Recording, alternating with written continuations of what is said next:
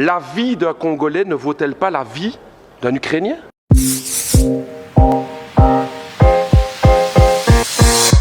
Madame la ministre des Affaires étrangères du Royaume de Belgique, je vous interpelle sur la situation dramatique du peuple congolais. Je pose la question, pourquoi la Belgique n'intervient pas? Pourquoi la Belgique n'intervient pas pour aider la tragédie du peuple congolais à l'est du Congo? 5,4 millions de morts, des centaines de milliers de déplacés, 1 million de réfugiés à Goma, et une responsabilité écrasante qui pointe du doigt le Rwanda présent à l'est du Congo avec son armée. Et que fait la Belgique? Rien. Rien. Comment est-ce possible? Quand la Russie envahit l'Ukraine, à juste titre, c'est la condamnation. Ce sont les sanctions, ce sont les livraisons d'armes à l'Ukraine, mais quand il s'agit de la République démocratique du Congo, rien. On n'aide pas. La vie d'un Congolais ne vaut-elle pas la vie d'un Ukrainien? La vie d'une Congolaise ne vaut pas la vie d'une Ukrainienne? C'est la question que tous les peuples d'Afrique se posent. Pourquoi ce 2 poids 2 mesures? Qu'est-ce qui se passe dans la politique belge aujourd'hui?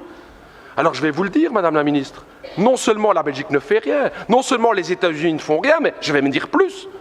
Hier encore, l'Union européenne a signé un accord avec le Rwanda. Un accord sur quoi?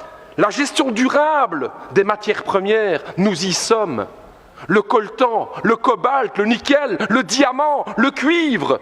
Voilà la raison pour laquelle la Belgique n'intervient pas. Business, c'est l'argent. C'est ce que mes amis congolais me disaient. J'ai travaillé 2 ans à Kinshasa. Et ils me disaient, Raoul, ce qui se passe en fait avec le Congo, c'est ça, c'est que notre sous-sol est plein de richesses et que l'Occident regarde pour se faire de l'argent, parce que ce deal avec le Rwanda, soyons clairs, c'est pas du Rwanda que viennent les diamants, c'est pas du Rwanda que vient le cobalt et tout. Tout ça vient de l'Est du Congo. J'ai envie de dire à tous mes camarades congolais et à l'ensemble des peuples africains, on le voit aujourd'hui, les puissances occidentales ne pensent pas à votre bonheur, elles ne pensent qu'à une seule chose, c'est l'exploitation de votre sous-sol.